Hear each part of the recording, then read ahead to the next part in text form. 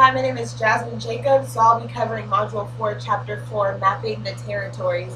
I decided to do my application on the Samanic traditions. And so what that is just the study of like signs and nonverbal and verbal communication, what those signs mean, and how it can affect society. There's a part in the text from a semologist named A. Richards, and he argues that words don't have a precise definition. That's kind of our disbelief. And so that goes into my story of misinterpretations, if you will. So there have been times that I text people, like I text all the time. I'm always on my phone, always talking to people. And there was this one time, I don't remember exactly what the conversation was about, but I had said something to a friend, and she sent me back an emoji, the one that's like straight face, and it's just kind of like. And so when I send that message, I think, okay, that's just awkward. You just kind of insulted me a little bit and like trying not to get flustered.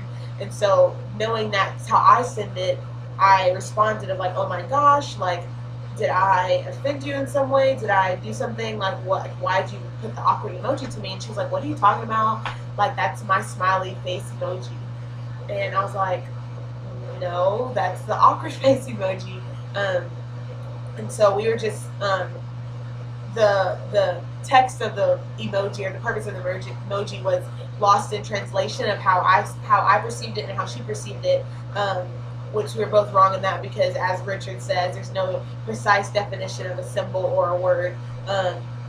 And so from that scenario, I can kind of infer and conclude from that that Richards is right.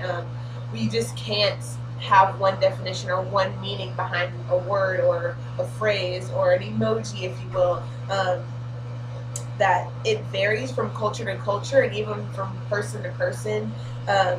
And so from that, how we can apply it, or how can we move forward knowing this, is that we can, like, I can ask people, what do you mean by that emoji, or like, what are you trying to say to me, like, can you elaborate?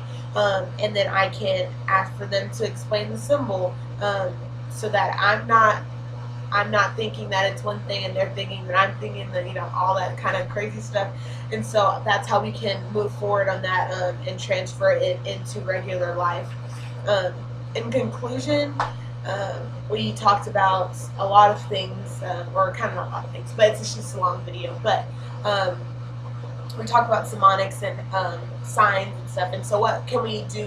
What can we gain with that?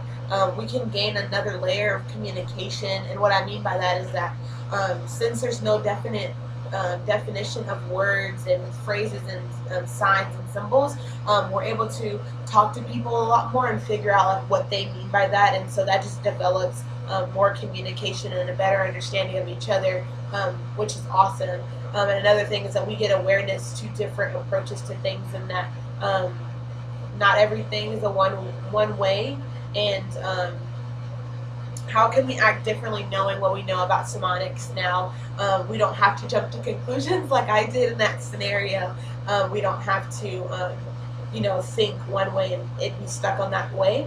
And we can be open to differences. And by that, what I mean is that people think things mean different things, and that's all right. And everyone can think about whatever emoji they want to think about, and referring back to my thing. But so today we talked about semonics and symbols, and how it is the nonverbal and verbal communication.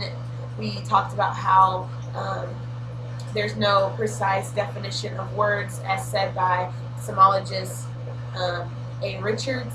And so we learned how to apply that to life, knowing what we know now.